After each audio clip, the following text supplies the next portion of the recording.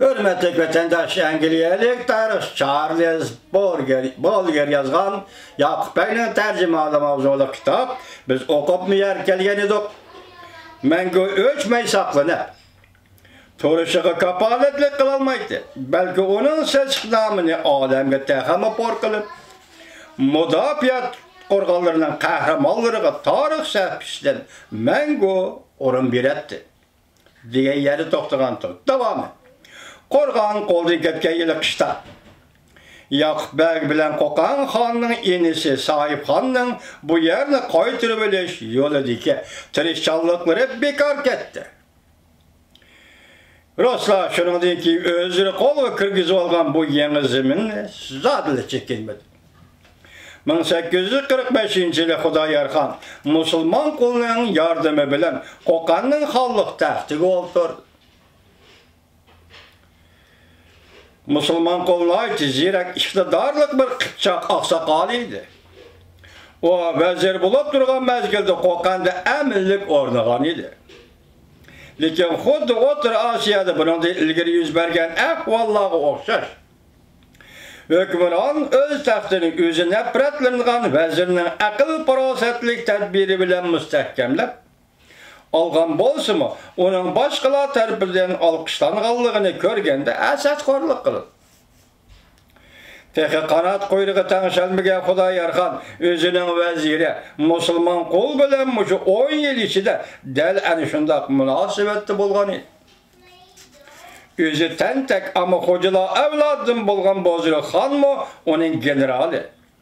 Vezir Muhammed Yakup Bey Koşbege bilen mi kiyinki 10 yıl içinde del anışında münasibetli bol. 1858 yılı Hudayar Han Müslüman kulunu kolga aldı ve Yavuzlarca katlı kıldı. Ya Allah! Kokan hükümranının bəxtsizliği alazel müştim başlanğan boluş gerek. O ahire Rusiyanın iltifatığı tayinip gün keçirildiğin Sadiqe telegeci bulup kaldı. Yakup Bey gerçi ak mescidine batırlarca qoğdap sel-pel atığı çıkan bolsa mı ama muşu vakadın kiyle o mırakul dep batırıldığın bol. Bu əməliyyətə ağsaqqalğa tən əməl olub, onun mənsəb dərdisi sel tüvəllab qaldı. Bunun asas səbəbi bəlkə onun ak məscidini qaytırı alalmağallığıdır boluş gerek. Yakup Bey keyincə Kiriç qəl'əsi saxlaşqa vətildi. Və bu vəzifədə ta ki Müslüman kul öldürülgənə qədər turdu. Hudayar Han'ın Melli Han deydiğen bir akısı var idi. O ulağı Mehmet Ali Han vefat bolgan deyinken memleket içinde yüz bergen macera besilganda Müslüman kul tarafından çetkip kakılgan idi. Hudayar Han hakimiyetini canlandırgan Müslüman kul katli kılıngan deyinken Mollu Han ve onun çapar melleri yeni suikast bilen şoğullandı. Kıpçak ve Kırgız atamallardan köpleri onun işlerine hu deyişip berdi. Bu çağlı Yakup Bey mi Melli Han'ın en aktif kolluğuçulardan bulup aldı. Hudayar Han vaxtınca taxtın eydelgen çağda Yakup Bey yeni hükümranı hizmet görsetkenlikten sahaverlikle tayinlendi.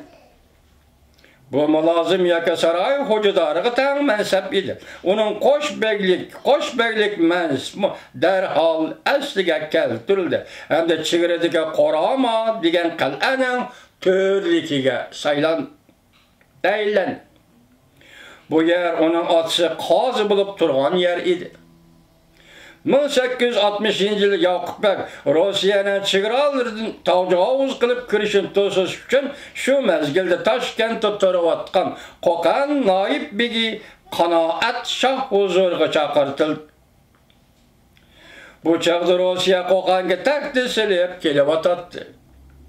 Muşu vecdin Yakup Bey'nin orada tekeme götürüldü. Bu çağda hakimiyet beşide aran 2 yıl turgan Melli Han öldürüldü. Hudayar Han yani özünün göçürünğen yeriden çıkıp Kanaat Şah bilen Yakup Bey'nin karşı elişiği müyesser bol. Xudoyor xon buning hisobiga o'tgan kishilarni surishti qilmaslikka va'da berdi va Yoqub Bagni Quramoning to'rligi bilan mukofotladi. Majra toza avjalayotgan mushu mezgilda qirg'izlardan Olimqul deydigan bir oqsoqol siyosiy sahnada paydo bo'ldi. Bu kishi o'zining peshvosi musulmon qul bilan xalqning nazaricha uning izbosori Yoqub Bagning nurg'un xislatlarini o'zida mujassamlagan edi. Shak shubhasizki o yelimekir ishiltishda nait iqtidorlik bo'lsa-mu, lekin hukumat ishida uning iqtidori musulmon qulga yetmaydi. Har bir ishlarda bo'lsa Yoqub Bagga yetmaydi. O Sher Ali Xonning navrisi Shohmurodni xonlik taxtining varisi qilmoqchi bo'lganda, darhol Yoqub Bagning qo'llashiga erishdi. Shunda qilib Yoqub Bag Xudoyorga yana bir qatam osiylik qildi. Shuni esimizda mahkam saqlashimiz kerakki, Xudoyor xon Yoqub Bagni izchil turda o'z do'sti deb qarab kelgan edi. Yani kelib Yoqub Bag bilan Xudoyor xon bolliq vaqtidan tortib do'st edi. Ammo bu suiqasd amalga oshmay qoldi. Xudoyor xonning qo'shinlari qistab kelganda Olimqulning havolisi bilan o'zi saqlayotgan Xo'jandni tashlab, panoh tilab Buxoroga qochib ketdi. Yoqub Bag bu yerda orda oqsunyaklari qatorda atvorinib obdan kutib olindi. 1868-yili Buxoro amri Muzaffar bacısı Xudoyor xonning o'z taxtini qaytirib olishiga yordam berish uchun Qo'qonga askar tortib keldi. Bu chaqda Xudoyor xon Olimqulning suiqasd bilan taxtdan yana bir qatam haydaldi. Yoqub Bagmi yordamchi qo'shin bilan birga Qo'qonga kelib, Qo'qonning yig'iliq bilan to'lgan siyosiy sahnasida yana bir qatam yoki oxirgi qatam paydo bo'ldi. Buxoro qo'shinlari darhol qaytirib ketilgachga Xudoyor xon yordamsiz yakkigona ahvolga tushib qoldi. Bir necha oy o'tmayli Olimqul bilan Yoqub Bag boshqa bir necha asosli oqsuyaklar ichida Xudoyorga qarshi pitni tayyorladi. Dastlabda Olimqul tarafidan e'tiborlangan Sulton Murodmi uzoq o'tmay yana Olimqul tarafidan o'ldirildi. Ve onun o'rniga Sulton Siyid taxtga chiqarildi. Yoqub Bag bu yangi fitnada xizmat ko'rsatganlikdan nihoyat cho'ng foydaga ega bo'ldi. O o'zining aslidagi mansibi, mol-mulkini qaytirib olgandan boshqa yana Quramoning to'rligiga tayinlandi. O o'z atrofiga bir muncha ittifoqchi to'pladi va ularni boshlab Xo'jandni qaytirib olishga otlandi. Yoqub Bag bu muhim shaharni qaytirib olishga oz qolganda Naib Bag Olimqul Toshkentni qaytirib olish va tinchitish uchun yo'lga chiqib Quramodan o'tganda o'zining tuqqani Hudaychi Haydarqulni Quramoga to'ri qilib tayinladi. Yoqub Bagni bo'lsa o'zining mahrimi sifatida Toshkentga elib ketdi. Ular Toshkentga kelib uzoq o'tmaydi Ruslar Chimkentni ishg'ol qilib oldi degan xabar yetib keldi.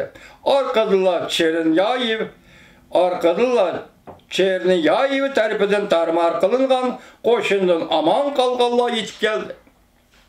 Va bu xabarning chinligini isbotladi. 1864-yili apreldan oktyabrgacha bo'lgan oraliqda Ruslar shaharga qistab keldi. Bu chaqda Yoqub Bag poytaxtning mudofaasini mustahkamlayotgan edi.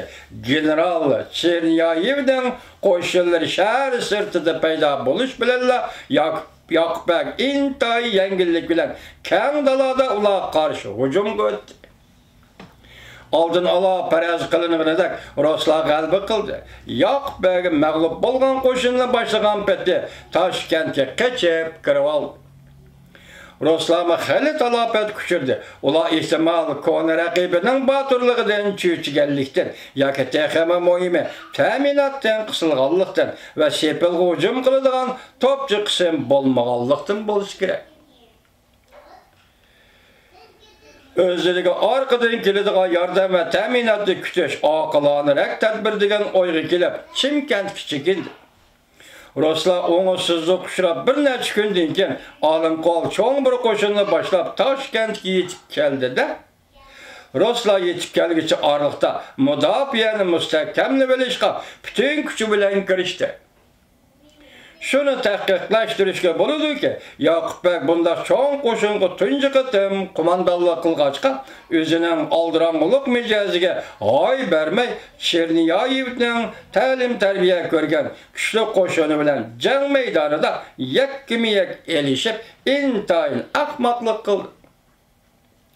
Agar o haliqi Rus generalining shaharni qorshab hujum qilishiga yo'l qo'yib, Olimqulning yordamchi qo'shini yetib kelgandilar qaytar hujumga o'tgan bo'lsa, Rossiya qo'shiniga ajallik zarba bera olgan bo'ladi.